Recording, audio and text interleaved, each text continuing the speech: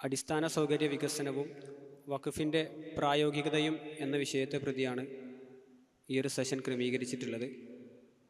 നമുക്കറിയാം, കഴിഞ്ഞ 50 വർഷത്തിനിടയിൽ ലോകത്ത് ഉള്ളവരും ഇല്ലാത്തവരും അഥവാ പണക്കാരും പാവപ്പെട്ടവരും എന്നുള്ള രീതിയിലുള്ള ഒരു അന്തരം നിലനിൽക്കുന്നുണ്ട് എന്നുള്ളത് നമുക്കെല്ലാവർക്കും അറിയുന്നൊരു വസ്തുതയാണ്.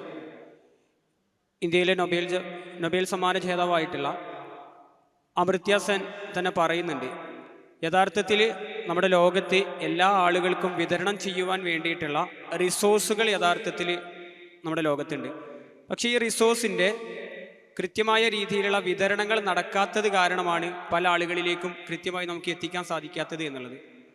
യഥാർത്ഥത്തിൽ ഇവിടെയാണ് വഖഫ് എന്ന് പറയുന്ന ഒരു ആശയം ഏറ്റവും കൂടുതൽ പ്രാധാന്യം അർഹിക്കുന്നത്. സാധാരണഗതിയിൽ വഖഫ് എന്ന് പറയുമ്പോൾ നമ്മുടെയൊക്കെ മൈൻഡിലേക്ക് വരുന്ന ഒരു ചിത്രം എന്ന് പറയുന്നത് അതൊരു പള്ളിയുമായി കേന്ദ്രീകരിച്ചിട്ടുള്ള, പള്ളിയിലേക്ക് വഖഫ് ചെയ്തിട്ടുള്ള ഒന്നോ രണ്ടോ കാര്യങ്ങൾ, അല്ലെങ്കിൽ ചില സ്ഥലങ്ങളോ അല്ലെങ്കിൽ ചില വസ്തുക്കളോ എന്നുള്ളതിലപ്പുറമായിട്ട് വഖഫ് എന്ന് പറഞ്ഞാൽ അതിൻ്റെ വിശാലമായിട്ടുള്ള അർത്ഥത്തിൽ എങ്ങനെയാണ് നമുക്കതിനെ പ്രയോഗിക്കാൻ സാധിക്കുക എന്നുള്ളതും, എങ്ങനെയാണ് ഇസ്ലാം റസൂൽ സല്ലല്ലാഹു അലൈഹി വസല്ലമ തങ്ങൾ തന്നെ പറയുന്നുണ്ട്, ഒരു മനുഷ്യൻ മരിച്ചു കഴിഞ്ഞാൽ അയാളുടെ കൂടെ ഉണ്ടാവുക 3 കാര്യങ്ങളായിരിക്കും എന്നുള്ളതാണ്. ഒന്ന് സദഖത്തുൻ ജാരിയ എന്നാണ് പറയുന്നത്, അഥവാ നമ്മൾ നല്ല കാര്യങ്ങൾക്ക് വേണ്ടിയിട്ട് ചിലവഴിച്ചിട്ടുള്ള കാര്യങ്ങൾ. അതിൽ പെടുന്നതാണ് ഈ വഖഫ് പോലെ നമ്മൾ മറ്റുള്ള ആളുകൾക്ക് ചെയ്തിട്ടുള്ള ദാനധർമ്മങ്ങളും കാര്യങ്ങളൊക്കെ. രണ്ടാമതായിട്ട് ഒരാൾ നേടിയെടുത്തിട്ടുള്ള അയാളുടെ അറിവുകളെ കുറിച്ചിട്ടാണ് പറയുന്നത്. മൂന്നാമതായിട്ട് പറയുന്നത് അയാൾക്ക് വേണ്ടിയിട്ട് പ്രാർത്ഥിക്കുന്ന നല്ല രീതിയിലുള്ള സന്താനങ്ങൾ എന്നാണ് പറയുന്നത്. അപ്പോൾ യഥാർത്ഥത്തിൽ ഈ വഖഫ് എന്ന് പറയുന്ന ആശയം തന്നെ ഇസ്ലാമിലെ ഒരു സാമൂഹിക മുന്നേറ്റത്തിൻ്റെ ഭാഗമായിട്ട് വന്നിട്ടുള്ളതാണ്. അഥവാ ദരിദ്രർക്കിടയിലുള്ള ദാരിദ്ര്യം ഇല്ലാതാക്കുവാനും അതോടൊപ്പം തന്നെ സാമൂഹികമായിട്ടുള്ള പുരോഗതിയും വിഭവങ്ങളുടെ യഥാതഥമായിരിക്കുന്ന എല്ലാവർക്കും തുല്യമായ രീതിയിലുള്ള വിതരണവും സാധ്യമാക്കുക എന്നുള്ളൊരു ആശയത്തോടു കൂടെയാണ് യഥാർത്ഥത്തിൽ ഈ ഒരു ആശയം തന്നെ വന്നിട്ടുള്ളത്. നിലവിൽ നമ്മുടെ ഈ കേരളീയ പശ്ചാത്തലത്തിൽ തന്നെ ഒരുപാട് വഖഫ് ഭൂമികൾ നമുക്ക് കാണാൻ സാധിക്കും. പക്ഷെ അവിടെയൊക്കെ ഒരു പ്രശ്നം നിലവിൽ നിൽക്കുന്നത് എന്ന് പറഞ്ഞാൽ, സ്വാഭാവികമായിട്ടും ഈ വഖഫ് ഭൂമികളുടെ അല്ലെങ്കിൽ ഈ വഖഫ് നമ്മൾ ചെയ്തിട്ടുള്ള സംഗതികളുടെയൊക്കെ ഉപകാരമെടുക്കുന്നത് ഏത് രീതിയിലാണ്, ഇതിൻ്റെ കൈകാര്യകർത്താക്കൾ ആരൊക്കെയാണ്, അവർ ഏത് രീതിയിലാണ് ഇതിനെ കൈകാര്യം ചെയ്തുകൊണ്ടിരിക്കുന്നത് എന്നുള്ളത് ഒരു വലിയൊരു ചോദ്യമാണ്. അതുകൊണ്ട് തന്നെ ഇത് പലപ്പോഴും ഇതിനെ കൃത്യമായിട്ട് അർഹരിലേക്ക് വിതരണം ചെയ്യിക്കുവാനോ അല്ലെങ്കിൽ വിതരണം ചെയ്യുന്ന രീതിയിലേക്ക് മാറ്റപ്പെടുവാനോ നമുക്ക് സാധിക്കാറില്ല. അപ്പോൾ ഇൻഷാ അല്ലാഹ് നമ്മുടെ ഈ ഒരു സെഷനിൽ നമ്മൾ പ്രധാനമായിട്ടും എങ്ങനെയാണ് ഈ വഖഫ് എന്ന് പറയുന്ന ആശയം ഇസ്ലാമിൽ എങ്ങനെയാണെന്നും, അതേപോലെ നമ്മുടെ ഈ വഖഫിൻ്റെ സാധ്യതകൾ എങ്ങനെയാണ് ഇനി വരേണ്ട ഒരു മാറ്റങ്ങൾ, അതിനെക്കുറിച്ചൊക്കെയാണ് സംസാരിക്കുന്നത്. ഈ സെഷൻ ലീഡ് ചെയ്യുന്നത് CM ഷഫീഖ് നൂറാനി ഉസ്താദാണ്. ഉസ്താദിനെ ആദരപൂർവ്വം സ്വാഗതം ചെയ്യുന്നു. അസ്സലാമു അലൈക്കും. ഇസ്ലാമിക സമ്പദ് വ്യവസ്ഥയിലെ വളരെ പ്രധാനപ്പെട്ട ഒരു ടൂളാണ് വഖഫ് എന്നുള്ളത്.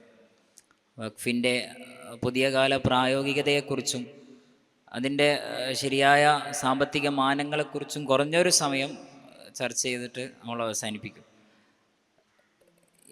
എന്തിനായിരിക്കും ശരിക്കും വഖഫ് എന്നൊരു ചോദ്യമാണ് ആദ്യമായിട്ട് നിങ്ങളുടെ മുന്നിലേക്ക് ഉന്നയിക്കുന്നത്.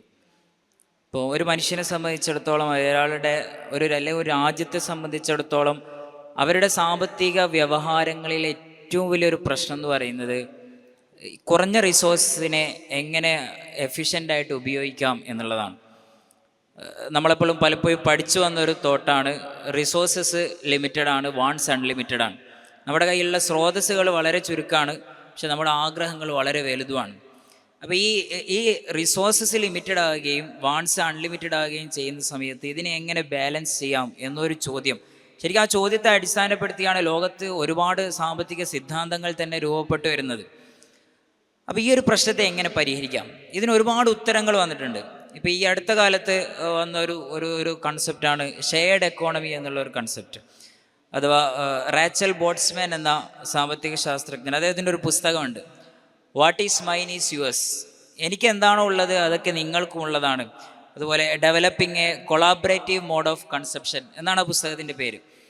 അപ്പോൾ എനിക്കുള്ളതൊക്കെ നിങ്ങൾക്കും ഉള്ളതാണ് എന്നൊരു ഷെയർഡ് എക്കോണമി കൺസെപ്റ്റിലേക്ക് വരിക എന്നുള്ളതാണ് ഈ കാലത്തെ നമ്മുടെ റിസോഴ്സിനെ മാക്സിമം ഉപയോഗിക്കാനുള്ള ഒരു വഴി എന്ന് പറയുന്നുണ്ട്. ഇത് ശരിക്കും ഒരു യാഥാർത്ഥ്യമാണ്. നമ്മുടെ മുന്നിലുള്ള സ്രോതസ്സുകൾ ലിമിറ്റഡ് ആണ് എന്നുള്ളത് ഒരു യാഥാർത്ഥ്യമാണ്. ആ യാഥാർത്ഥ്യത്തെ മുന്നിൽ കണ്ടുകൊണ്ട് തന്നെ അതിൻ്റെ പരിഹാരം എങ്ങനെയാകണം എന്ന ചോദ്യത്തെ വളരെ ആഴത്തിൽ ചിന്തിക്കുന്ന സമയത്താണ് വഖഫ് എന്നുള്ളതിനെ നമുക്കൊരു സൊല്യൂഷനായിട്ട് അവതരിപ്പിക്കാൻ സാധിക്കുന്നത്. നമുക്കറിയാം, നമ്മുടെ കയ്യിലുള്ള ഒരു പ്രൊഡക്റ്റ്, ആ പ്രൊഡക്റ്റിൻ്റെ യൂട്ടിലിറ്റി എന്ന് പറയുന്നത് അതുകൊണ്ട് നമുക്ക് കിട്ടുന്ന പ്രയോജനം അത് മാക്സിമം ആകുന്നത് എപ്പോഴാണ്? നമുക്കിപ്പോൾ നമ്മുടെ മുന്നിൽ ഒരു ക്യാമറയുണ്ട്. ഈ ക്യാമറ കൊണ്ട് ഈ സൊസൈറ്റിക്ക് കിട്ടുന്ന യൂട്ടിലിറ്റി മാക്സിമം ആകുന്നത് എപ്പോഴാണ്? അതുകൊണ്ടുള്ള മാക്സിമം യൂസേജ് സാധ്യമാകുമ്പോഴാണ്. അപ്പോൾ ഒരു കോർപ്പറേറ്റീവ് കമ്പനിക്ക് ഒരു ക്യാമറ ഉണ്ടെന്ന് നിങ്ങൾ കരുതുക. അത് വർഷത്തിൽ ഒരിക്കലേ അത് ആവശ്യമുള്ളൂ. കാരണം വർഷത്തിൽ ഒരിക്കലേ ആ കമ്പനിയിൽ പ്രോഗ്രാമുകൾ നടക്കുന്നുള്ളൂ. ജസ്റ്റ് ഇമാജിൻ, അങ്ങനെ ഒന്ന് സങ്കല്പിക്കുക. അങ്ങനെയാണെങ്കിൽ ശരിക്കും അവിടെ ഒരു മാക്സിമം യൂട്ടിലൈസേഷൻ സാധ്യമായിട്ടില്ല. ഇതുപോലെ തന്നെയാണ് നമ്മുടെ പ്രകൃതിയുടെ എല്ലാ വിഭവങ്ങളും. ആ വിഭവങ്ങളെ മാക്സിമം യൂട്ടിലൈസ് ചെയ്യുന്ന സമയത്താണ് വിശുദ്ധ ഖുർആനിൽ അല്ലാഹു തആല പറഞ്ഞതുപോലെ ഖലഖലക്കും മാഫിൽ അർളി ജമിയൻ, ഈ ഭൂമി ലോകത്തുള്ള മുഴുവനും നിങ്ങൾക്ക് വേണ്ടി സൃഷ്ടിക്കപ്പെട്ടിട്ടുള്ളതാണ്. അല്ലെങ്കിൽ എല്ലാ ആളുകൾക്കും വേണ്ട റിസോഴ്സസുകൾ ഈ ഭൂമിയിൽ ഉണ്ട് എന്നുള്ള അള്ളാഹുവിൻ്റെ വാഗ്ദാനത്തെ പൂർണ്ണാർത്ഥത്തിൽ ശരിവെക്കുന്നത് നമ്മൾ ഓരോ റിസോഴ്സിനെയും മാക്സിമം ഉപയോഗിക്കുന്ന സമയത്താണ്. അപ്പോൾ ഇത് വളരെ ക്ലിയർ ആണ്. നമ്മുടെ കയ്യിലുള്ള ഒരു റിസോഴ്സിനെ നമ്മൾ മാക്സിമം ഉപയോഗിക്കുന്ന സമയത്താണ് ആ റിസോഴ്സിൻ്റെ മാക്സിമം യൂട്ടിലൈസേഷൻ സാധ്യമാകുക. ഈ ഒരു ലോജിക്കിൽ നിന്നുകൊണ്ടാണ് ശരിക്കും നമ്മൾ വഖഫിനെ നോക്കിക്കാണേണ്ടത്. ഇസ്ലാമിൽ എന്തുകൊണ്ടാണ് വഖഫ് എന്നുള്ള ഒരു ആശയം വരുന്നതെന്ന് ചോദിച്ചു കഴിഞ്ഞാൽ, ഈ റിസോഴ്സ് ഉപയോഗത്തിൽ ഉണ്ടാകുന്ന ആ അന്തരത്തെ, ആ ഗ്യാപ്പിനെ ഫില്ല് ചെയ്യുക എന്നുള്ളതാണ് ശരിക്കും ഈ വഖഫ് കൊണ്ട് ഉദ്ദേശിക്കുന്നത്. ഇതൊരു വലിയൊരു, അതായത് സാമ്പത്തിക ശാസ്ത്രത്തിലെ വലിയൊരു പ്രശ്നത്തെ നമ്മൾ വഖഫിലൂടെ പരിഹരിക്കുന്നു എന്നുള്ളതാണല്ലോ അതിൻ്റെ ഉത്തരം. അങ്ങനെ വരുന്ന സമയത്ത് ഈ വഖഫിൻ്റെ പ്രത്യേകതകൾ എന്തൊക്കെയാണ്, എങ്ങനെയാണ് ഈ ചോദ്യത്തിൻ്റെ ഉത്തരമായിട്ട് വഖഫ് മാറുന്നത് എന്നൊരു വിഷയമുണ്ട്. അതിലൊന്നാമത്തെ ഒരു കാര്യം, വഖഫ് സസ്റ്റൈനബിൾ മോഡാണ്. വഖഫിൻ്റെ ഏറ്റവും വലിയൊരു പ്രത്യേകത എന്ന് പറയുന്നത് തന്നെ വഖഫ് സസ്റ്റൈനബിൾ മോഡാണ്. സസ്റ്റൈനബിൾ മോഡ് എന്ന് ഞാൻ പറയുന്നതുകൊണ്ട് ഉദ്ദേശിച്ചപ്പോൾ നബി സല്ലല്ലാഹു അലൈഹി വസല്ലം തങ്ങളുടെ ഒരു ഹദീസ്, അബൂ ഹുറൈറ റളിയല്ലാഹു അൻഹു നിവേദനം ചെയ്യുന്ന ഹദീസിൽ കാണാം, മനുഷ്യൻ്റെ എല്ലാ കർമ്മങ്ങളും ഈ മരണത്തോടുകൂടെ അത് അസ്തമിച്ചു പോകും. മനുഷ്യൻ്റെ എല്ലാ കർമ്മങ്ങളും അവിടെ നിലച്ചു പോകും. പക്ഷേ 3 കാര്യങ്ങൾ ഒരിക്കലും നിലക്കുന്നില്ല. അതിൻ്റെ വേറൊരു അർത്ഥം എന്ന് പറഞ്ഞു കഴിഞ്ഞാൽ മരിച്ചു കഴിഞ്ഞാലും അത് സസ്റ്റൈനബിളായിട്ട് തുടരുന്നു എന്നുള്ളതാണ്. അതിലൊന്നാമതായി നബി സല്ലല്ലാഹു അലൈഹി വസല്ലം തങ്ങൾ പറയുന്നു, സ്വദഖത്തുൻ ജാരിയത്തുൻ, നിലനിൽക്കുന്ന സുസ്ഥിരമായിട്ടുള്ള ദാനധർമ്മങ്ങൾ. അത് ശരിക്കും നിങ്ങളുടെ മരണം കഴിഞ്ഞു കഴിഞ്ഞാലും അതുകൊണ്ട് നിങ്ങൾക്ക് കിട്ടുന്ന നേട്ടം അത് തുടർന്നുകൊണ്ടേയിരിക്കുന്നു. അതായത് സസ്റ്റൈനബിൾ ആയിട്ടുള്ള മോഡായിക്കൊണ്ടേയിരിക്കുന്നു എന്നുള്ളതാണല്ലോ അതിൻ്റെ ഒരു അർത്ഥം എന്ന് പറയുന്നത്. അപ്പോൾ വഖഫിൽ നമ്മൾ സ്ഥിരമായ ദാനം എപ്പോഴും സസ്റ്റൈനബിൾ ആയിരിക്കും. എന്താണ് ഈ സ്ഥിരമായ ദാനം എന്ന് പറഞ്ഞു കഴിഞ്ഞാൽ, ഇപ്പോൾ വഖഫ് എന്നുള്ളത് കൊണ്ട് നമ്മൾ ഉദ്ദേശിക്കുന്നത്, അതിൻ്റെ ഒരു ടെക്നിക്കൽ മീനിങ് എന്ന് പറയുന്നത് ഒരു ഉപയോഗം കൊണ്ട് പെർഷബിൾ ആകാത്ത, അതായത് നമ്മൾ ഇപ്പോൾ മെഴുകുതിരി നമ്മൾ ഉപയോഗിച്ച് കഴിഞ്ഞാൽ അത് പെർഷബിളായി പോകും, അത് നശിച്ചു പോകും. അങ്ങനെ പെർഷബിൾ ആകാത്ത പ്രൊഡക്റ്റുകൾ, പെർഷബിൾ ആകാത്ത ലാൻഡുകൾ, പെർഷബിൾ ആകാത്ത ഗുഡ്സുകൾ, ഇത്തരം കാര്യങ്ങൾ ഒരിടത്തിലേക്ക് നമ്മൾ സസ്റ്റൈനബിളായിട്ട് സമർപ്പിക്കുമ്പോഴാണ് ശരിക്കും വഖഫ് എന്നുള്ള ഒരു സിസ്റ്റം രൂപപ്പെട്ടു വരുന്നത്. എൻ്റെ കയ്യിലുള്ള ഒരു ഭൂമി, ആ ഭൂമി ഞാൻ പാവപ്പെട്ടവർക്ക് വേണ്ടി അതിനെ വഖഫ് ചെയ്യുന്നു എന്ന് പറഞ്ഞാൽ അതിൻ്റെ അർത്ഥം എന്ന് പറയുന്നത് ആജീവനാന്തം ആ പ്രൊഡക്റ്റ് പാവപ്പെട്ടവർക്ക് വേണ്ടി സസ്റ്റൈനബിളായിട്ട് മാറി എന്നുള്ളതാണ്. നിരന്തരമായി പാവപ്പെട്ട ആളുകൾക്കുള്ള ഒരു സ്രോതസ്സായി അത് മാറി എന്നുള്ളതാണ്. ഇത് ചാരിറ്റിയുടെ ഒന്നുകൂടെ ഒരു എക്സ്റ്റെൻസീവ് ആയിട്ടുള്ള ഒരു തലമാണ്. ചാരിറ്റി എന്ന് പറയുന്നത്, ഞാൻ ഒരു പാവപ്പെട്ട ഒരു ദരിദ്രന് ഞാൻ ആവശ്യമുണ്ടാകുന്ന സമയത്ത് 100 രൂപ നൽകുന്നതിനെയാണ് നമ്മൾ ചാരിറ്റി എന്ന് പറയുന്നത്. എന്നാൽ ആ 100 രൂപ റിക്കറിംഗ് ആയി തുടർന്നുകൊണ്ടേയിരിക്കുന്നുണ്ടെങ്കിൽ അതിൻ്റെ അർത്ഥം എന്താണ്? ആ ചാരിറ്റി സസ്റ്റൈനബിൾ ആകുന്നു എന്നുള്ളതാണ്. അപ്പോൾ ഒരു ചാരിറ്റിക്ക് ഒരുപാട് നേട്ടങ്ങളുണ്ട് എന്ന് നമുക്കറിയാം. ചാരിറ്റിയിലൂടെ മാർക്കറ്റിൽ കൺസംഷൻ വർദ്ധിക്കുന്നു, മാർക്കറ്റിൽ വികസനം ഉണ്ടാകുന്നു, ഒരുപാട് ഗുണങ്ങളുണ്ട്. ആ ചാരിറ്റി സസ്റ്റൈനബിൾ ആണെങ്കിലോ നിരന്തരമായി ആ ഉപയോഗം നമുക്ക് ലഭിച്ചുകൊണ്ടേയിരിക്കും. അപ്പോൾ വഖഫിൻ്റെ ഏറ്റവും വലിയൊരു പ്രത്യേകത എന്ന് പറയുന്നത് വഖഫ് സസ്റ്റൈനബിൾ ആണ്. അത് ആജീവനാന്തം ഈ ലോകം നിലനിൽക്കുന്ന സമയത്തൊക്കെയും അതിൻ്റെ നേട്ടം അതിൻ്റെ ഗുണഭോക്താക്കൾക്ക് ലഭിച്ചുകൊണ്ടേയിരിക്കും. അപ്പോൾ it's a sustainable mode of charity എന്ന് നമുക്ക് വഖഫിനെ വിശേഷിപ്പിക്കാൻ സാധിക്കും. രണ്ടാമത്തെ ഒരു കാര്യം, വഖഫിൻ്റെ ഇടങ്ങൾ ഏതൊക്കെയാണ്, എവിടെയൊക്കെ നമുക്ക് വഖഫ് നൽകാൻ സാധിക്കും, വഖഫിലൂടെ എന്തൊക്കെ പ്രശ്നങ്ങളാണ് പരിഹരിക്കപ്പെടുന്നത്. നമുക്കതിനെ മെയിനായിട്ട് ഒരു 4 തലത്തിലൂടെ അതിനെ വായിക്കാം. ഒന്നാമത്തത്, വഖഫിലൂടെ മെയിനായിട്ട് ലക്ഷ്യം വെക്കുന്ന ഒരു കാര്യം പോവേർട്ടി എലിവേഷനാണ്, ദാരിദ്ര്യ നിർമ്മാർജ്ജനമാണ്. എങ്ങനെയാണ് വഖഫിലൂടെ ദാരിദ്ര്യ നിർമ്മാർജ്ജനം സാധ്യമാകുക? ഉമർ റളിയല്ലാഹു അൻഹുവിൻ്റെ ചരിത്രം നമുക്കറിയാം. ഹൈബറിൽ ലഭിച്ച ഭൂമി ഉമർ റളിയല്ലാഹു അൻഹു വഖഫിന് വേണ്ടി, പാവപ്പെട്ട ആളുകൾക്ക് വേണ്ടി വഖഫ് ചെയ്യുന്നു. ഇസ്ലാമിലെ ആദ്യത്തെ വഖഫ് എന്ന് പറയുന്നത് ഉമർ റളിയല്ലാഹു അൻഹുവിൻ്റെ വഖഫാണ്. ഫത്ഹുൽ മുഈനിൽ നമുക്കത് കാണാൻ സാധിക്കും. അപ്പോൾ ഈ ഉമർ റളിയല്ലാഹു അൻഹു ഈ ചെയ്ത വഖഫ് എന്ന് പറയുന്ന ഈ ഭൂമി പാവപ്പെട്ട ആളുകൾക്ക് വേണ്ടി വഖഫ് ചെയ്യുന്നത്. അതുകൊണ്ട് തന്നെ ഈ ഭൂമിയിലൂടെ ഇനി എന്തൊക്കെ വരുമാനം ലഭിക്കുന്നുവോ അതിൻ്റെ ഓണേഴ്സ് എന്ന് പറയുന്നത്, അതിൻ്റെ ഗുണഭോക്താക്കൾ എന്ന് പറയുന്നത് ദരിദ്രരായിട്ടുള്ള ആളുകളാണ്. അപ്പോൾ ഇതിലൂടെ നമുക്ക് മനസ്സിലാക്കുന്ന ഈ ഒരു ഭൂമി വഖഫ് ചെയ്യുന്നതിലൂടെ ദാരിദ്ര്യ നിർമ്മാർജ്ജനം എളുപ്പത്തിൽ സാധ്യമാകുന്നുണ്ട്. അതിൻ്റെ ഒന്നുകൂടെ പ്രാക്ടിക്കാലിറ്റിയിലേക്ക് നമുക്ക് വരാം. രണ്ടാമത്തെ ഒരു കാര്യം എന്ന് പറയുന്നത് ഈ ഹെൽത്ത് മാനേജ്മെൻ്റ് ആണ്. ഹെൽത്ത് സെക്ടറിലേക്ക്, ഇപ്പോൾ രോഗികളായിട്ടുള്ള ആളുകളിലേക്ക് ഈ ഭൂമി ഞാൻ വഖഫ് ചെയ്യുന്നു എന്ന് പറഞ്ഞു കഴിഞ്ഞാൽ ആ ഭൂമിയിലൂടെ ലഭിക്കുന്ന വരുമാനം രോഗികൾക്ക് എറ്റേണൽ മരണം വരെ, അതായത് ഭൂമിയുടെ ഈ ലോകത്തിൻ്റെ അവസാനം വരെ രോഗികൾക്ക് ഒരു സസ്റ്റൈനബിൾ മോഡ് ഓഫ് റവന്യൂ നേടി എന്നുള്ളതാണ്, കരസ്ഥമായി എന്നുള്ളതാണ്. മൂന്നാമത്തെ ഒരു കാര്യം വഖഫിലൂടെ സാധ്യമാകും, നമ്മൾ ടോപ്പിക്കിൽ പറഞ്ഞതുപോലെ ഇൻഫ്രാസ്ട്രക്ചർ ഡെവലപ്മെൻ്റ് ആണ്. ഇൻഫ്രാസ്ട്രക്ചർ എന്ന് പറയുന്നത് നമ്മുടെ അടിസ്ഥാന സൗകര്യങ്ങൾ എന്ന് പറയുന്നത് നമ്മുടെ പാർപ്പിട അടിസ്ഥാന സൗകര്യമാണ്, ശൗചാലയങ്ങളുടെ അടിസ്ഥാന സൗകര്യങ്ങളാണ്, വാട്ടർ, നമ്മുടെ കുടിവെള്ളം എന്ന് പറയുന്ന അടിസ്ഥാന സൗകര്യമാണ്. ഇത്തരത്തിൽ മനുഷ്യൻ്റെ അടിസ്ഥാന സൗകര്യങ്ങളിലേക്ക് നമുക്ക് ഈ വഖഫിനെ ഉപയോഗിക്കാൻ സാധിക്കും. വഖഫിലൂടെ ഒരു കിണർ, ആ കിണറിനെ നമുക്ക് വഖഫ് ചെയ്യാൻ പറ്റും. അത് ഇന്നാലുന്ന ആളുകൾക്ക് വേണ്ടി എന്ന് പറഞ്ഞ് നമുക്ക് വഖഫ് ചെയ്യാൻ പറ്റും. അതുപോലെ തന്നെ ഇന്നാലുന്ന മരങ്ങൾ, അത് ഇന്നാലുന്ന ആവശ്യത്തിന് വേണ്ടി നമുക്ക് വഖഫ് ചെയ്യാൻ സാധിക്കും. ഇങ്ങനെ തുടങ്ങി, അല്ലെങ്കിൽ ഇന്നാലുന്ന ഒരു ഡെഫിനിറ്റ് പർപ്പസിന് വേണ്ടി, ഡെഫിനിറ്റ് ഗ്രൂപ്പ് ഓഫ് പീപ്പിളിന് വേണ്ടി നമുക്ക് വഖഫ് ചെയ്യാൻ സാധിക്കും. അപ്പോൾ വഖഫിലൂടെ അതുപോലെ തന്നെ പ്രധാനപ്പെട്ട ഒന്നാണ് എഡ്യൂക്കേഷൻ എന്ന് പറയുന്നത്. വഖഫ് എന്ന് പറയുന്നത് ഇപ്പോൾ ഉദാഹരണത്തിന് പറയുകയാണെങ്കിൽ 1-ാം ക്ലാസ് മുതൽ 10-ാം ക്ലാസ് വരെ പഠിക്കുന്ന വിദ്യാർത്ഥികൾക്ക്, അല്ലെങ്കിൽ ഇസ്ലാമിക വിദ്യാഭ്യാസം പഠിക്കുന്ന വിദ്യാർത്ഥികൾക്ക്, അല്ലെങ്കിൽ മദ്രസ പഠനം നടത്തുന്ന കുട്ടികൾക്ക്, ഇവർക്കൊക്കെ ഈ ഭൂമി ഞാൻ വഖഫ് ചെയ്യുന്നു എന്ന് പറയുന്നതിലൂടെ നമ്മൾക്ക് ഒരുപാട് സ്ഥാപനങ്ങൾ നമ്മളെ മുന്നിൽ കാണാറുണ്ട്. പലപ്പോഴും സ്ഥാപനങ്ങളുടെ ഈ ഫണ്ട് റേസിങ് വളരെ പ്രയാസമുള്ള ഒരു ഘട്ടം കൂടെയാണിത്. നിലവിൽ ആഗോളതലത്തിൽ തന്നെ ഡൊണേഷൻ രംഗത്ത്, ക്രൗഡ് ഫണ്ടിങ് രംഗത്ത് ഒരു ക്രൈസിസ് അനുഭവിക്കുന്ന ഒരു സമയത്ത് നമ്മളെപ്പോഴും ഈ ഫണ്ട് റേസിങ് നമുക്ക് പ്രയാസമുള്ള ഒരു കാര്യമാണ്. പക്ഷേ ഇത്തരത്തിലുള്ള ഒരു സ്ഥാപനത്തിലേക്ക് ഇങ്ങനെയുള്ള ഒരു വഖഫ്, ആ സ്ഥാപനത്തിലെ വിദ്യാർത്ഥികൾക്കുള്ള പഠനാവശ്യത്തിന് വേണ്ടി ഒരു ഭൂമി ഉണ്ടെങ്കിൽ ആ ഭൂമിയിലൂടെ ലഭിക്കുന്ന വരുമാനം നമുക്ക് ഈ പർപ്പസിന് വേണ്ടി സസ്റ്റൈനബിളായി ആജീവനാന്തം ഉപയോഗിക്കാൻ സാധിക്കും.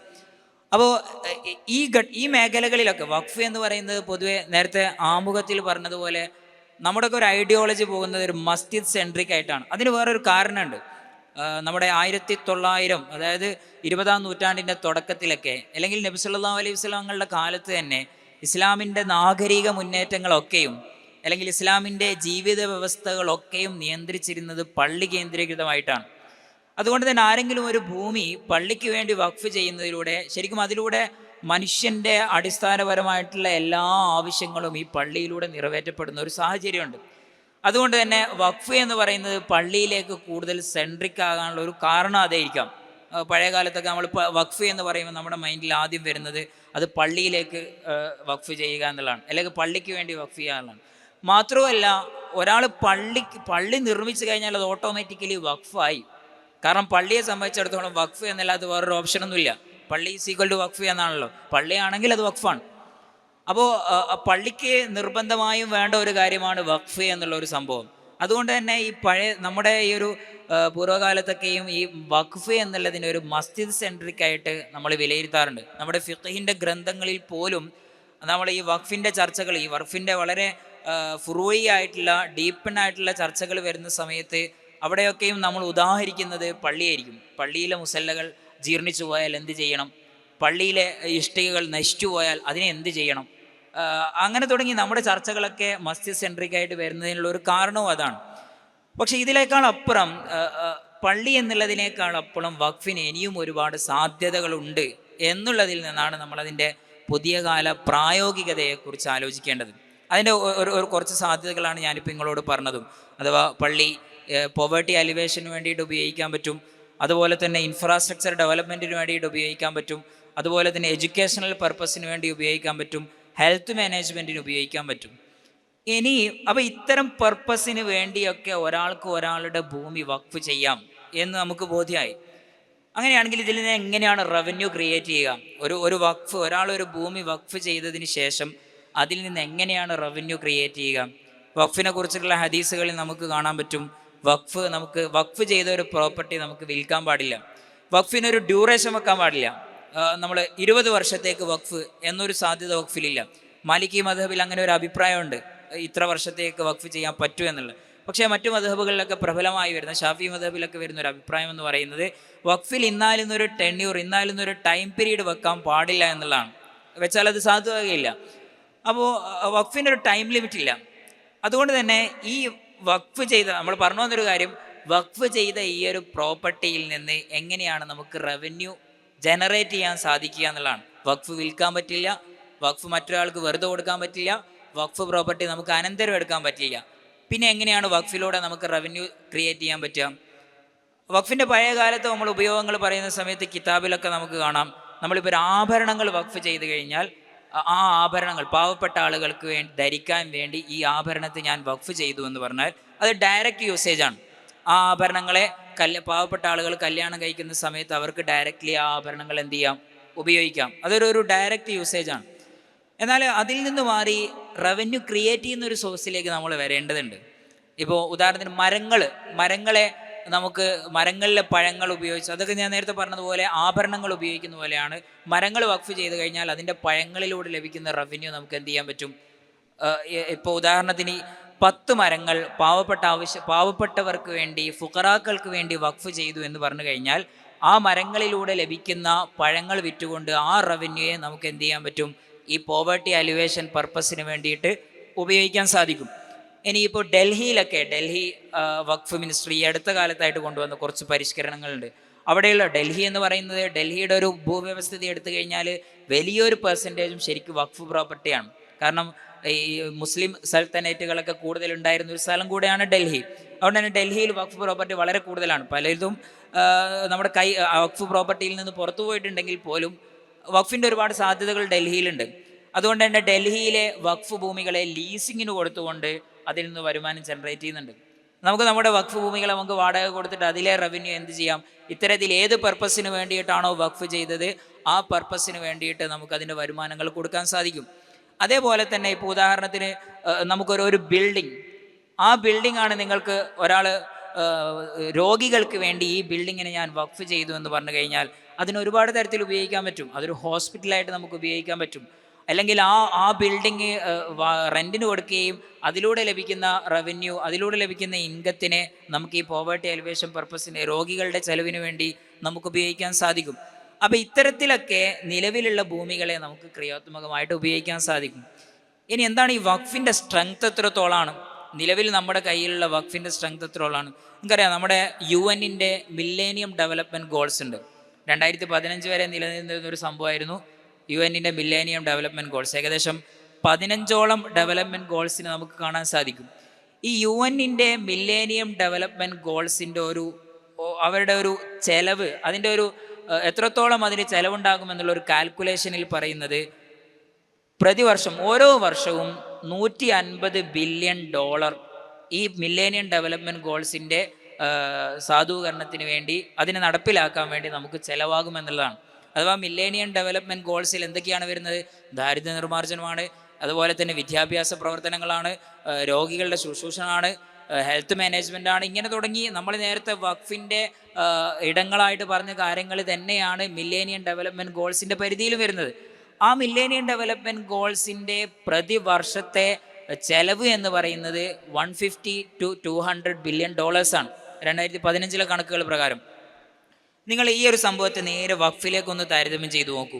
ഇന്ന് ലോകത്തുള്ള ടോട്ടൽ വഖഫിൻ്റെ ഒരു എസ്റ്റിമേറ്റ് എന്ന് പറയുന്നത്, നമുക്ക് പഠനങ്ങളിൽ നിന്ന് മനസ്സിലാകുന്ന ഒരു കാര്യം, അത് ഏകദേശം $1 ട്രില്യൺ ആണ്. അതിൻ്റെ ഒരു ഭൂവ്യവസ്ഥിതിയെ മൊത്തത്തിൽ എടുത്തു നോക്കുകയാണ്. ഇപ്പോൾ ഇന്ത്യയിൽ തന്നെ നമുക്കതിൻ്റെ ഡാറ്റാസ് ലഭ്യമാണ്. അത് ലോകതലത്തിൽ എടുത്തു നോക്കുകയാണെങ്കിൽ ഏകദേശം $1 ട്രില്യൺ നമ്മുടെ വഖഫിൻ്റെ ആസ്തിയാണ്.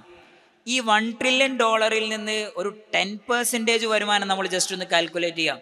കൂടുതലായിട്ടൊന്നും വേണ്ട. ഈ $1 ട്രില്യൺ ഈ ടോട്ടൽ വഖഫ് പ്രോപ്പർട്ടിയുടെ 10% ഇയർലി നമുക്ക് വരുമാനം ലഭിക്കുന്നുണ്ടെങ്കിൽ, നമ്മുടെ ഒരു എക്കണോമിക് സിസ്റ്റം എടുത്തു നോക്കി കഴിഞ്ഞാൽ 30% വരെ നമുക്ക് ഊഹിക്കാൻ പറ്റും. പക്ഷെ നമ്മൾ അത്രയൊന്നും എടുക്കുന്നില്ല. വഖഫ് പ്രോപ്പർട്ടിയിൽ നിന്ന് 10% റവന്യൂ ജനറേറ്റ് ചെയ്യാൻ നമുക്ക് സാധിക്കുമെങ്കിൽ ഈ ലോകത്തെ ടോട്ടൽ വഖഫിൽ നിന്ന് നമുക്ക് $100 ബില്യൺ ഓരോ വർഷവും നമുക്ക് ലഭ്യമാവും. അതിൻ്റെ ഒരു പൊട്ടൻഷ്യലാണ് ഞാൻ പറയുന്നത്. അപ്പോൾ ഈ $100 ബില്യൺ കൊണ്ട് ശരിക്കും UN മില്ലേനിയം ഡെവലപ്മെൻറ്റ് ഗോൾസ് കൊണ്ട് എന്താണോ ഉദ്ദേശിക്കുന്നത് അതേ ഒരു റവന്യൂ നമുക്ക് ശരിക്കും എവിടെ നിന്നും എടുക്കാൻ പറ്റും? നമുക്ക് ഈ പറയപ്പെടുന്ന വഖഫിൽ നിന്നും നമുക്ക് ജനറേറ്റ് ചെയ്യാൻ പറ്റും എന്നുള്ളതാണ് ശരിക്കും വസ്തുത എന്ന് പറയുന്നത്. അപ്പോൾ ഈ ഒരു കാൽക്കുലേഷനെ മുന്നിൽ കണ്ടുകൊണ്ട് തന്നെ വഖഫിൻ്റെ സാധ്യതയെ നമ്മൾ കൂടുതൽ എക്സ്പ്ലോർ ചെയ്യണം എന്നുള്ളതാണ് ഈ വിഷയത്തിൽ പറയാനുള്ള ഒരു കാര്യം. ഇനി ഏറ്റവും അവസാനമായിട്ട് നിലവിലുള്ള വഖഫ് സിസ്റ്റം, നമ്മുടെ ഇപ്പോൾ നിലവിൽ നമുക്ക് നിരന്തരമായി വിവാദങ്ങളിൽ വരുന്നൊരു സംഭവം കൂടെയാണ് വഖഫ് എന്നുള്ളത്. വഖഫ് ബോർഡുകളുണ്ട്, വഖഫ് ബോർഡുകളുടെ നിയമനത്തെക്കുറിച്ച് പ്രശ്നങ്ങളുണ്ട്.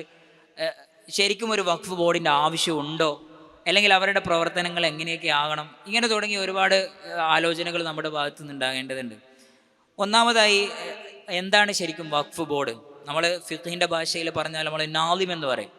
ഓരോ വഖഫ് പ്രോപ്പർട്ടിയെയും സൂക്ഷ്മമായി കൈകാര്യം ചെയ്യേണ്ട ആളാണ് നാദിം.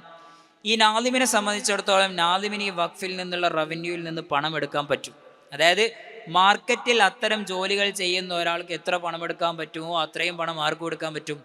നാദിം എടുക്കുക. ഇപ്പോൾ നമ്മൾ ചെറിയൊരു എക്സാമ്പിൾ എടുക്കുക. 1 ഏക്കർ ലാൻഡ് ഉണ്ട്. ആ 1 ഏക്കർ ലാൻഡ് നോക്കി നടത്തുന്ന ഒരാൾ, അയാളെ സംബന്ധിച്ചിടത്തോളം സാധാരണഗതിയിൽ പൊതുവേ മാർക്കറ്റിൽ 1 ഏക്കർ ലാൻഡ് നോക്കി നടത്തുന്ന ഒരാൾക്ക് എത്ര റവന്യൂ ലഭിക്കുമോ, എത്ര ഇൻകം ലഭിക്കുമോ അതേ ഇൻകം എടുക്കാനുള്ള ഒരു അധികാരം ആർക്കുണ്ട്? ഈ നാദിമിനുണ്ട്. നാദിമിന് അത് എടുക്കാൻ പറ്റും. മാത്രമല്ല നിങ്ങൾക്ക് ഫത്തുൽ മുഹിനിലൊക്കെ കാണാം, അങ്ങനെയുള്ള ഒരു നാദിം, ഇപ്പോൾ ഒരു തോട്ടത്തിൻ്റെ നാദിമായിട്ടുള്ള ഒരാളെ സംബന്ധിച്ചിടത്തോളം ആ തോട്ടത്തിൽ അതിഥികൾ വരുന്ന സമയത്ത് ഈ തോട്ടത്തിൽ നിന്ന് പഴങ്ങൾ എന്ത് ചെയ്യാൻ പറ്റും? നൽകാൻ പറ്റും. ഇങ്ങനെയുള്ള ഒരു ചെറിയൊരു ലിമിറ്റഡ് ആയിട്ടുള്ള ഒരു അധികാരം ആർക്ക് നൽകുന്നുണ്ട്? നാദിമിനെ നൽകും. നാദിമിനെ നമുക്ക് വേണമെങ്കിൽ അഡ്മിനിസ്ട്രേറ്റർ എന്ന് വേണമെങ്കിൽ പറയാം. അപ്പോൾ ഈ വഖഫിനെ നോക്കി നടത്തുന്ന, മാനേജ് ചെയ്യുന്ന ആളെ സംബന്ധിച്ചിടത്തോളം അയാൾക്ക് ഈ വഖഫിൻ്റെ റവന്യൂവിൽ നിന്ന് ചെറിയൊരു വരുമാനം, അതായത് മാർക്കറ്റിൽ അദ്ദേഹത്തിന് അങ്ങനത്തെ ജോലി ചെയ്യുന്ന ആൾക്ക് ലഭിക്കുന്ന വരുമാനത്തെ അദ്ദേഹത്തിന് എടുക്കാൻ സാധിക്കും. ഇതാണ് ശരിക്കും ഒരു വഖഫ് ബോർഡിന് മാക്സിമം വഖഫിൽ നിന്ന് എക്സ്പ്ലോർ ചെയ്യാൻ പറ്റുന്ന ഒരു കാര്യം, ഏത് ഇൻകം സോഴ്സായി. പക്ഷേ നിലവിലിപ്പോൾ കേരള സ്റ്റേറ്റിലടക്കം നടന്നു വരുന്ന ഒരു കാര്യം, വഖഫ് പ്രോപ്പർട്ടിയെ ഗവൺമെൻറ് ഒരു റവന്യൂ സോഴ്സായിട്ട് കാണുകയാണ്.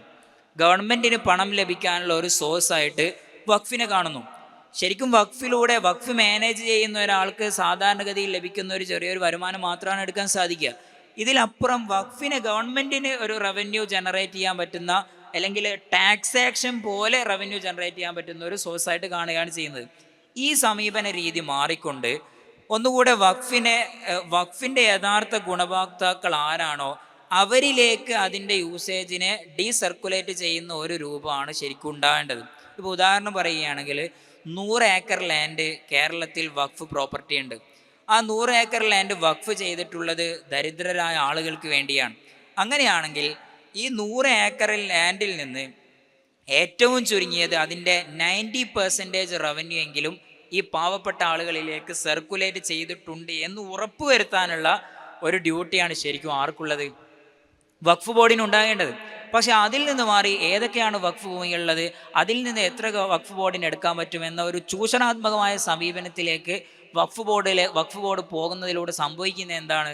വഖഫ് കൊണ്ട് സാധ്യമാകുന്ന സോഷ്യൽ വെൽഫെയർ, വഖഫ് കൊണ്ട് സാധ്യമാകുന്ന ഈ എക്കണോമിക് പ്രശ്നങ്ങളെ പരിഹരിക്കാനുള്ള ഇടങ്ങൾ, ഇതൊക്കെ ശരിക്കും നഷ്ടപ്പെട്ടു പോകുന്നു എന്നുള്ളതാണ് ശരിക്കും ഇത്തരത്തിലുള്ള ഇടപെടലുകളിലൂടെ സംഭവിക്കുന്ന ഒരു കാര്യം.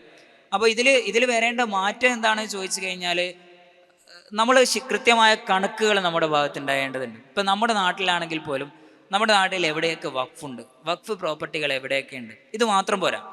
ആ വഖഫ് പ്രോപ്പർട്ടികൾ എന്തിനാണ് വഖഫ് ചെയ്തത് എന്നൊരു ഡാറ്റ കൃത്യമായിട്ട് ഉണ്ടാകേണ്ടതുണ്ട്. അപ്പോൾ പള്ളിക്ക് വേണ്ടിയാണ് വഖഫ് ചെയ്തത്, അല്ലെങ്കിൽ വിദ്യാഭ്യാസ പ്രവർത്തനങ്ങൾക്ക് വേണ്ടിയാണ്. ഇപ്പോൾ നമുക്കറിയാം ഈ ദാറുൽ ഉലൂമിൻ്റെ വലിയൊരു വഖഫ് പ്രോപ്പർട്ടികളുണ്ട്. പലപ്പോഴും അത് ഡിബേറ്റഡ് ആയിട്ടുള്ളൊരു സംഭവം കൂടിയാണ്. അതിൽ പല പ്രോപ്പർട്ടികളും ശരിക്കും വഖഫ് ചെയ്തിട്ടുള്ളത്, ദാറുൽ ഉലൂമിലെ പ്രോപ്പർട്ടികൾ വഖഫ് ചെയ്തിട്ടുള്ളത് ഈ യതീമായ കുട്ടികൾക്ക് വേണ്ടിയാണ്, ഓർഫൻസിന് വേണ്ടിയാണ്.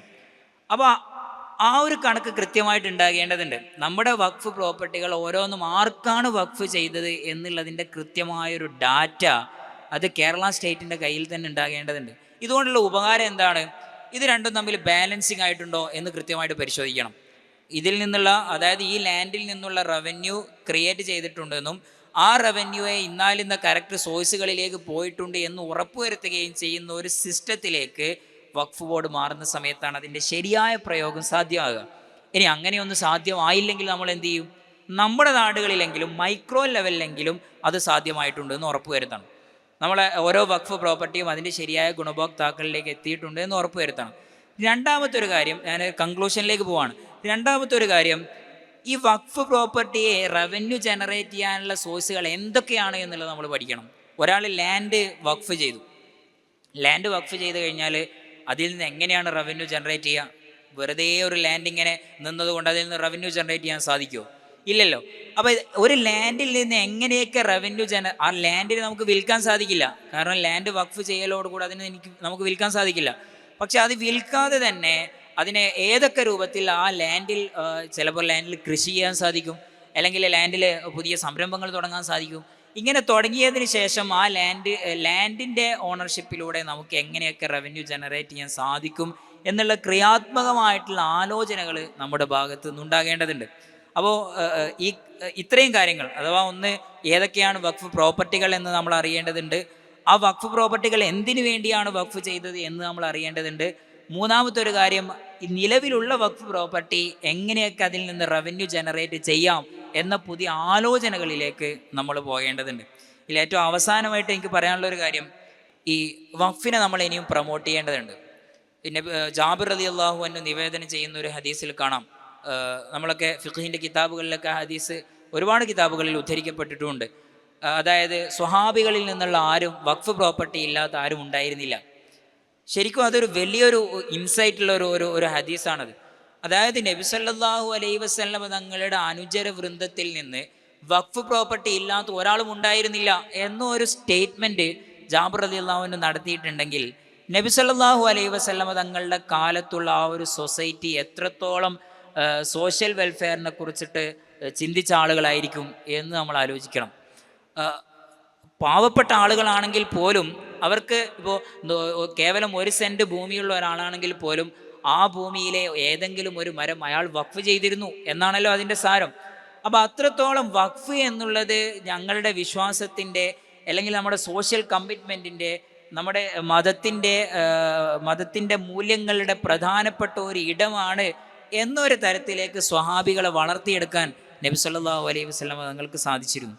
അപ്പോൾ ഇതാണ് ശരിക്കും നബി സല്ലല്ലാഹു അലൈഹി വസല്ലം തങ്ങളുടെ എക്കണോമിക് ടീച്ചിങ്സിനെ എടുത്തു നോക്കുന്ന സമയത്ത് കേവലം തിയറികൾ പറഞ്ഞു പോകുന്ന ഒരു സമ്പ്രദായമല്ല, മറിച്ച് അതിനെങ്ങനെ പ്രാക്ടിക്കൽ ലെവലിലേക്ക് കൊണ്ടുവരാം എന്നും നബി സല്ലല്ലാഹു അലൈഹി വസല്ലം തങ്ങൾ ആലോചിച്ചിട്ടുണ്ട്.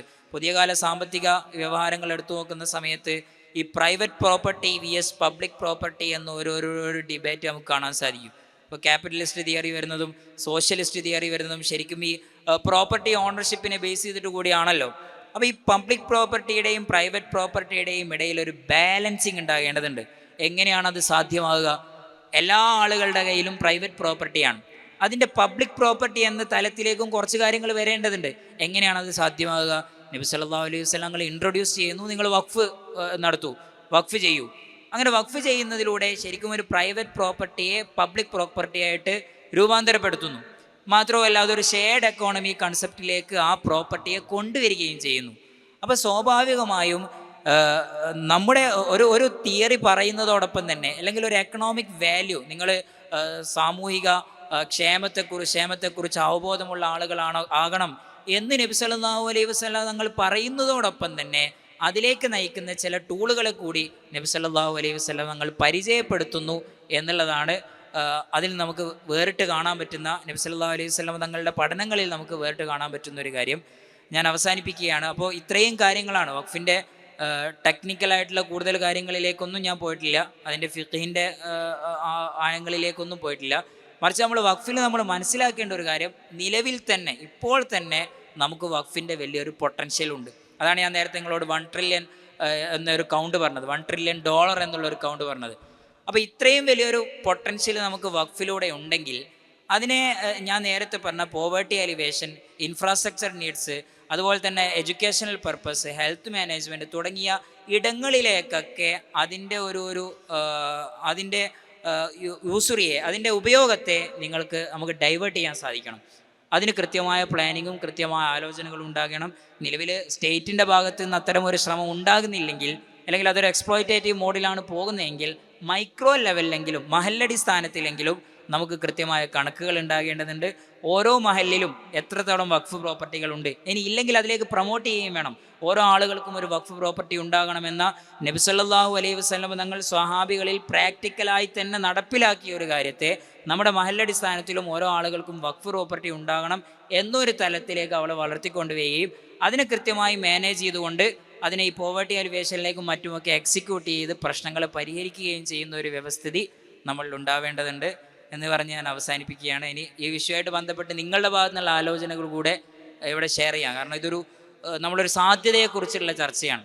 അപ്പോൾ ഈ വഖഫ് പ്രോപ്പർട്ടി ഏതൊക്കെ രൂപത്തിൽ ആ സാധ്യത ഉപയോഗപ്പെടുത്താം, അല്ലെങ്കിൽ അതിൽ ബന്ധപ്പെട്ട എന്തെങ്കിലും സംശയങ്ങളോ മറ്റും ഉണ്ടെങ്കിൽ ആ രൂപത്തിലും ഒന്ന് രണ്ട് കാര്യങ്ങൾ ചോദിച്ച് അവസാനിപ്പിക്കും.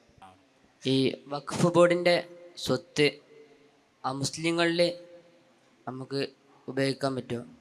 അല്ലെങ്കിൽ മുസ്ലിങ്ങൾ തരുന്ന സ്വത്തുക്കൾ വഖഫ് ഉപയോഗിക്കാൻ പറ്റും?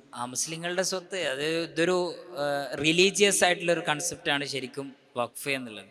ഇനി ആ ഒരു ഐഡിയോളജിയിലേക്ക് ഇപ്പോൾ ഉദാഹരണത്തിന് നമുക്കറിയാം, ഈ മുസ്ലിങ്ങൾ നോമ്പനുഷ്ഠിക്കാറുണ്ട് അല്ലേ? അത് നോമ്പിൻ്റെ കൂലി ലഭിക്കില്ലെങ്കിലും അതിൻ്റെ ഒരു ശാരീരികമായിട്ടുള്ളൊരു കാര്യം എടുത്തു നോക്കുകയാണെങ്കിൽ നമ്മളും വിശപ്പ് സഹിക്കുന്നു, അവരും വിശപ്പ് സഹിക്കുന്നുണ്ട്. അതിൻ്റെ ഒരു ഈ ലോകത്തെ അതിൻ്റെ ബെനിഫിറ്റ് നമുക്ക് രണ്ടാൾക്കും ലഭിക്കും. നോമ്പിന് അങ്ങനെ ഒരു ബെനിഫിറ്റ് ഉണ്ട് എന്ന് നമ്മൾ കരുതുന്നുണ്ടെങ്കിൽ നമുക്കും ബെനിഫിറ്റ് ലഭിക്കും, അവർക്കും ബെനിഫിറ്റ് ലഭിക്കും.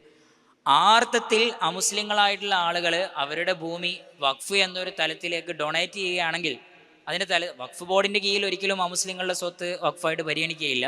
എങ്കിൽ കൂടി അവരൊരു കൺസെപ്റ്റിലേക്ക് വരികയാണെങ്കിൽ ആ കൺസെപ്റ്റിനെ നമുക്ക് എന്ത് ചെയ്യാം? സ്വാഗതം ചെയ്യാം. ഇപ്പോൾ ഉദാഹരണത്തിന് എത്ര ആളുകളുണ്ട് ഈ സക്കാത്ത് പോലെ സമ്പത്തിൻ്റെ 2.5% ഓരോ വർഷവും സക്കാത്ത് പോലെ കൊടുക്കുന്ന ആളുകളുണ്ട്, നമ്മുടെ പരിചയത്തിൽ തന്നെയുണ്ട്. അപ്പോൾ അതേപോലെ ആ ഒരു ആശയത്തെ പ്രായോഗിക തലത്തിലേക്ക് കൊണ്ടുവരുന്നത് നമ്മളെ സംബന്ധിച്ചിടത്തോളം കുഴപ്പമുള്ള കാര്യമല്ല. പക്ഷേ വഖഫ് ബോർഡിൻ്റെ കീഴിൽ അത്തരം കാര്യങ്ങൾ വരാറില്ല, അത് വരികയില്ല. കാരണം അതൊരു റിലീജിയസ് ആയിട്ടുള്ള കോൺസെപ്റ്റാണ്. പക്ഷെ നമ്മളെ സംബന്ധിച്ചിടത്തോളം നമ്മൾ പറയുന്ന ഒരു കാര്യം, നമ്മൾ മുസ്ലിങ്ങളാണ് എങ്കിൽ കൂടി ഈ നിലവിലുള്ള ഈ വഖഫ് പ്രോപ്പർട്ടി വെച്ചുകൊണ്ട് തന്നെ ലോകത്തെ മുഴുവൻ ജനങ്ങളുടെയും പ്രശ്നങ്ങളെ ഒരർത്ഥത്തിൽ ഒരു പരിധി വരെ നമുക്ക് പരിഹരിക്കാൻ പറ്റും എന്നുള്ളതാണ്. ഇപ്പോൾ നേരത്തെ പറഞ്ഞ പോലെ ഇപ്പോൾ വഖഫ് ചെയ്യുന്നത് കൊണ്ട് ഒരുപാട് ബെനിഫിറ്റ്സുകളുണ്ട്. നേരത്തെ പോവർട്ടി അലിവേഷനൊക്കെ ചെയ്യാം. പക്ഷേ ഇപ്പോഴത്തെ മെയിൻ ഒരു പ്രശ്നം എന്ന് പറഞ്ഞാൽ ആളുകൾ വഖഫ് ചെയ്യാൻ ചെറിയൊരു പേടിയാണ് ആളുകൾക്കൊക്കെ. ഇപ്പോൾ പള്ളിയാണെങ്കിൽ തന്നെ ചിലപ്പോൾ വഖഫ് ചെയ്യാൻ ചെറിയൊരു പേടിയാണ്. കാരണം അത് മാനേജ് ചെയ്യാനുള്ള ഒരു റിസ്ക്കാണ്. കാരണം അത് മതത്തിൻ്റെ മുഴുവൻ ചട്ടക്കൂടിൻ്റെ ഉള്ളിൽ നിന്നിട്ട് അത് മാനേജ് ചെയ്യണം. അതിന് ചിലപ്പോൾ സ്റ്റേറ്റിൻ്റെ ഭാഗത്തു നിന്നുള്ള പല പരിമിതികളുണ്ട്. അപ്പോൾ ഉദാഹരണത്തിന് തന്നെ ചില ഭാഗത്ത് പള്ളികൾ പോലും വഖഫ് ചെയ്യുന്നതിലും ആളുകൾക്ക് മടിയാണ്. കാരണം അതിലൂടെ റോഡ് കടന്നു പോവോ അതല്ലെങ്കിൽ മറ്റെന്തെങ്കിലും ഇഷ്യൂസുകൾ വരുമോ എന്നുള്ള ഒരു കാര്യം. ഈ ഒരു ഈ വഖഫിനെ കൃത്യമായിട്ട് മാനേജ് ചെയ്യാനുള്ളൊരു ഫിയർ, അതിനെങ്ങനെ ഈ സൊസൈറ്റി ഒഴിവാക്കിയാൽ മാത്രമല്ലേ ഇതൊരു സക്സസ്ഫുൾ ആയിട്ട് നിൽക്കുകയുള്ളൂ. ഇതിൽ ഒന്നാമത്തെ ഒരു കാര്യം, നമ്മൾ വഖഫ് ചെയ്യുന്ന സമയത്ത് പൂർണ്ണമായിട്ടും അതൊരു, ഞാൻ നേരത്തെ പറഞ്ഞല്ലോ, അതൊരു റിലീജിയസ് ആയിട്ടുള്ള ഒരു കൺസെപ്റ്റാണ്. നമ്മൾ ശരിക്കും അതിൻ്റെ ഓണർഷിപ്പ് അള്ളാഹുവിലേക്ക് നീക്കുക. ഞാനൊരു ഭൂമി വഖഫ് ചെയ്തു എന്ന് പറഞ്ഞാൽ അതിൻ്റെ അർത്ഥം എന്താണ്? ഇതിൻ്റെ ഓണർഷിപ്പ് ആരിലേക്ക് കൈമാറി? അള്ളാഹുവിലേക്ക് കൈമാറി. അപ്പോൾ അതിനി എന്താകുന്നു എന്നുള്ളതിലേക്കല്ല നമ്മുടെ നോട്ടം. അതിൻ്റെ ഒരു എക്സ്ട്രീം ലെവലാട്ടോ ഞാൻ പറയുന്നത്. അതായത് ഒരു ഭൂമി നമ്മൾ വഖഫ് ചെയ്ത് കഴിഞ്ഞാൽ പൂർണ്ണാർത്ഥത്തിൽ എൻ്റെ കയ്യിൽ നിന്നും ആ ഓണർഷിപ്പിനെ ഒരാൾ കൊടുത്തു, പിന്നെ അത് എന്ത് ചെയ്യുന്നു എന്ന് ആലോചിക്കാൻ എൻ്റെ ഓണർഷിപ്പിലുള്ള ഒരു കാര്യമല്ല അത്. നമ്മളൊരു ഒരു പർപ്പസിന് വേണ്ടി വഖഫ് ചെയ്താണെങ്കിൽ പോലും അതിൻ്റെ ഒരു എക്സ്റ്റെൻസീവ് ലെവലാട്ടോ ഞാൻ പറയുന്നത്. ആ റിലീജിയസ് ലെവലിൽ ചിന്തിക്കുന്ന സമയത്ത് നമ്മളെ സംബന്ധിച്ചിടത്തോളം ആ പ്രവർത്തനം ചെയ്യുന്നതോടുകൂടെ തന്നെ നമുക്ക് കൂലി ലഭിച്ചു. ഇനി രണ്ടാമത്തെ അതിൻ്റെ മാനേജ്മെൻറ്റ് ലെവലിലേക്ക് ഉണ്ടാകുന്ന പ്രശ്നങ്ങൾ, അത് ഞാൻ നേരത്തെ പറഞ്ഞു. നമ്മുടെ നിലവിലെ വഖഫ് ബോർഡ് ഏതർത്ഥത്തിലാണ് നമ്മുടെ വഖഫ് പ്രോപ്പർട്ടിയെ കാണുന്നത്? അത് ഞാൻ പറഞ്ഞു, അത് ഒരർത്ഥത്തിൽ എക്സ്പ്ലോയിറ്റേറ്റീവ് ലെവലിലാണ്. അതായത് ഗവൺമെൻറ്റിൻ്റെ ഒരു ഇൻകം ജനറേഷൻ സോഴ്സ് ആയിട്ട് നമ്മുടെ വഖഫ് പ്രോപ്പർട്ടികളെ കാണുന്നു. ഈ സമീപന രീതിയിലൊരു പ്രശ്നമുണ്ട്. ആ പ്രശ്നത്തെ പ്രശ്നമായിട്ട് തന്നെയാണ് നമ്മൾ പറയുന്നത്. ആ സമീപന രീതി ശരിക്കും എങ്ങനെ മാറേണ്ടതുണ്ട്? ഈ വഖഫ് പ്രോപ്പർട്ടി അതിൻ്റെ ശരിയായ ഗുണഭോക്താക്കളിലേക്ക് എത്തുന്ന രൂപത്തിൽ അതിൻ്റെ മാനേജ്മെൻറ്റ് തലത്തിൽ പോകണം. മറിച്ച് ഏതാണ് വഖഫ് പ്രോപ്പർട്ടി, അത് വഖഫ് പ്രോപ്പർട്ടി ആയിട്ട് കണ്ടെത്തുകയും അതിൽ നിന്ന് ടാക്സേഷൻ രൂപത്തിൽ പണം പിരിക്കുകയും ചെയ്യുന്ന ഒരു സമീപനം നിലവിൽ സ്റ്റേറ്റിൻ്റെ ഭാഗത്തു നിന്നുണ്ട്. ആ സമീപന രീതി മാറേണ്ടതുണ്ട്. അപ്പോൾ അതിനെ പരിഹരിക്കാനുള്ള ഒരു മാർഗം ഞാൻ നേരത്തെ പറഞ്ഞ മൈക്രോ ലെവൽ വഖഫ് മാനേജ്മെൻ്റ് ആണ്. അതിന് ഏറ്റവും കൂടുതൽ വലിയൊരു റോള് ചെയ്യാൻ സാധിക്കുക മഹല്ലുകൾക്കാണ്. ആ മഹല്ലുകൾ എന്ത് ചെയ്യേണ്ടതുണ്ട്, ഓരോ മഹല്ലുകളിലും വഖഫ് പ്രോപ്പർട്ടികൾ ഏതൊക്കെയാണ് എന്ന് കൃത്യമായി രേഖപ്പെടുത്തുകയും ആ വഖഫ് പ്രോപ്പർട്ടിയുടെ ഗുണഭോക്താക്കളായിട്ട് രേഖപ്പെടുത്തിയ ആളുകൾ ആരാണെന്ന് കണ്ടെത്തുകയും, ഉദാഹരണത്തിന് ദരിദ്രർക്ക് വേണ്ടി വഖഫ് ചെയ്ത ഒരു പ്രോപ്പർട്ടി ആണെങ്കിൽ ആ നാട്ടിൽ ദരിദ്രരായിട്ടുള്ള ആളുകൾ ആരൊക്കെയാണ് എന്ന് കണ്ടെത്തുകയും കൃത്യമായി ഈ പ്രോപ്പർട്ടിയിൽ നിന്ന് റവന്യൂ ക്രിയേറ്റ് ചെയ്യുകയും ആ ക്രിയേറ്റ് ചെയ്ത ഒരു പണത്തെ ഈ ഗുണഭോക്താക്കളായ ദരിദ്രരിലേക്കും മറ്റും റീഡിസ്ട്രിബ്യൂട്ട് ചെയ്യുകയും ചെയ്യുന്ന ഒരു മാനേജ്മെൻറ്റ് സിസ്റ്റം മഹല്ല് കേന്ദ്രീകരിച്ച് വരേണ്ടതുണ്ട്. ഒരിക്കലും സ്റ്റേറ്റിൻ്റെ ഭാഗത്തു നിന്ന് അത്തരത്തിലുള്ളൊരു സിസ്റ്റം നമ്മൾ പ്രതീക്ഷിക്കേണ്ടതില്ല. മൈക്രോ ലെവൽ വഖഫ് മാനേജ്മെൻറ്റാണ് നിങ്ങൾ ഈ പറഞ്ഞ ഫിയറിനെ മറികടക്കാനുള്ള ഏറ്റവും നല്ലൊരു പരിഹാരം എന്ന് പറയുന്നത്. നബി സല്ലല്ലാഹു അലൈഹി വസല്ലം തങ്ങളുടെ കാലത്തും അത്തരത്തിലുള്ള മൈക്രോ ലെവൽ നബി തങ്ങളുടെ കാലത്ത് നബി സല്ലല്ലാഹു അലൈഹി വസല്ലം തങ്ങളുടെ കാലത്തുള്ള ഏകദേശം ഫൈനാൻഷ്യൽ സിസ്റ്റവും മൈക്രോ ലെവൽ മാനേജ്മെൻറ്റിലാണ്. അതുകൊണ്ട് തന്നെ വഖഫ് ബേസ്ഡ് ആയിട്ടുള്ള വിജയവും എന്ന് പറയുന്നതും ഇത്തരത്തിലുള്ള മൈക്രോ ലെവൽ വഖഫ് മാനേജ്മെൻറ്റ് സമ്പ്രദായങ്ങളാണ്. അപ്പോൾ പറഞ്ഞല്ലോ വഖഫിൻ്റെ ഒരു ഇത്, അതിപ്പോൾ നമുക്കൊരു നമ്മുടെ ഈ നാട്ടിലും ഇസ്ലാമിക് സ്റ്റേറ്റിലേക്കാണല്ലോ ഇത് കാര്യക്ഷമമായിട്ട് നടക്കുക. അപ്പോൾ ഇസ്ലാമിക് സ്റ്റേറ്റിൽ ഇപ്പോൾ ഇപ്പോൾ ഓരോ ഫിഖിൻ്റെ ഹുക്കുമുകളൊക്കെ പറയുമ്പോൾ അത് കൃത്യമായിട്ട് ഇസ്ലാമിക് സ്റ്റേറ്റിൽ അവിടെ ഒരു ഖാദി ഉണ്ടാകുമ്പോഴാണ് കാര്യക്ഷമമായിട്ട് നടക്കുകയുള്ളൂ. അപ്പോൾ നമ്മൾ ഈ നാട്ടിൽ ഇപ്പോൾ കേരളത്തിൽ വഖഫ് ബോർഡ് എത്രത്തോളം അത് വിജയകരമാണെന്നൊക്കെ നമ്മൾ ഇവിടെ പറഞ്ഞു. അപ്പോൾ മഹല്ലിനും ചില സമയത്തൊക്കെ അതിന് ചില പരിമിതികളുണ്ടാവും. അപ്പോൾ നമ്മളൊരു വ്യക്തികൾ എന്ന നിലയ്ക്ക് ഒരു ചെറിയൊരു സംഘടന രൂപീകരിച്ചുകൊണ്ട് അതിനെ കൃത്യമായിട്ട് ഫോളോ അപ്പ് ചെയ്തിട്ട് നടത്താൻ കഴിയുമോ എന്നുള്ളൊരു അതിൻ്റെ ഒരു പ്രായോഗികമായിട്ടുള്ളൊരു പ്രശ്നം എന്ന് പറയുന്നത്, നമ്മളൊരു വഖഫ് ബോർഡായിട്ട് സ്വതന്ത്ര എൻറ്റിറ്റി ആയിട്ട് രൂപപ്പെട്ടു വരാമെന്നൊരു ലീഗൽ പ്രശ്നമുള്ളൊരു കാര്യം കൂടിയാണ്. നിലവിലൊരു വഖഫ് ബോർഡ് ഉണ്ടായിരിക്കെ നമ്മൾ കേരള അടിസ്ഥാനത്തിൽ തന്നെ ഒരു വഖഫ് മാനേജ്മെൻറ്റ് സൊസൈറ്റി എന്നൊക്കെ പറഞ്ഞുകൊണ്ട് വഖഫ് പ്രോപ്പർട്ടികളെ മാനേജ് ചെയ്യുന്ന ഒരു സ്വതന്ത്രമായൊരു സംവിധാനമായിട്ട് വരിക എന്നുള്ളത് നിലവിൽ ലീഗലി അതൊരുപാട് പ്രശ്നങ്ങളുള്ള ഒരു കാര്യമാണ്. അതേ സ്ഥാനത്ത് ഇത് നമുക്ക് ഇൻഡിപെൻഡൻ്റ് ആയിട്ട് ചെയ്യാൻ പറ്റും. നമ്മുടെ നാടുകളിൽ നമുക്കൊരു 4-5 ആളുകളുടെ ഒരു കൂട്ടായ്മ നമ്മുടെ നാടുകളിലുള്ള വഖഫ് പ്രോപ്പർട്ടിയെ കൃത്യമായി മാനേജ് ചെയ്യാനുള്ള ഒരു സംവിധാനത്തെ കൊണ്ടുവരാൻ വേണ്ടി നമ്മൾ 3 ആളുകൾ ഒരുമിച്ച് കൂടുക. അതാണ് ഇപ്പോഴും ഞാൻ പറയുന്ന ഒരു കാര്യം, മൈക്രോ ലെവൽ സാധ്യമാണ്. നമ്മുടെ നാട്ടിലെ നിയമവ്യവസ്ഥിതികൾ പരിശോധിച്ച് നോക്കുന്ന സമയത്ത് മൈക്രോ ലെവൽ മാനേജ്മെൻറ്റ് സാധ്യമാണ്. അതേ സ്ഥാനത്ത് മാക്രോ ലെവലിലേക്ക് സ്റ്റേറ്റ് എന്ന അർത്ഥത്തിലേക്ക് പോകുന്ന സമയത്ത് നിലവിലെ വ്യവസ്ഥിതി മാറേണ്ടതുണ്ട്. അത് വളരെ ശ്രമകരമായിട്ടുള്ള ഒരു കാര്യം കൂടെയാണ്. പക്ഷെ നമ്മളെ പൊട്ടൻഷ്യലിനെ മനസ്സിലാക്കി മൈക്രോ ലെവലിൽ മഹല്ലടിസ്ഥാനത്തിലായിട്ട് ഇത്തരം കാര്യങ്ങളെ കൊണ്ടുവരിക എന്നുള്ളത് മാത്രമാണ് അതിൻ്റെ ഒരു പരിഹാരം. നിങ്ങളുടെ ചോദിച്ച ചോദ്യവും നേരത്തെ ചോദിച്ച ചോദ്യത്തിനും രണ്ടിനും കൂടെ ഒരു ഉത്തരമാണ് മൈക്രോ ലെവൽ മഹല്ല് മാനേജ്മെൻറ്റ് സിസ്റ്റം കൊണ്ടുവരിക. അതിൻ്റെ ഒരു പ്രായോഗിക രൂപം ഞാൻ നേരത്തെ പറയുകയും ചെയ്തിരുന്നു.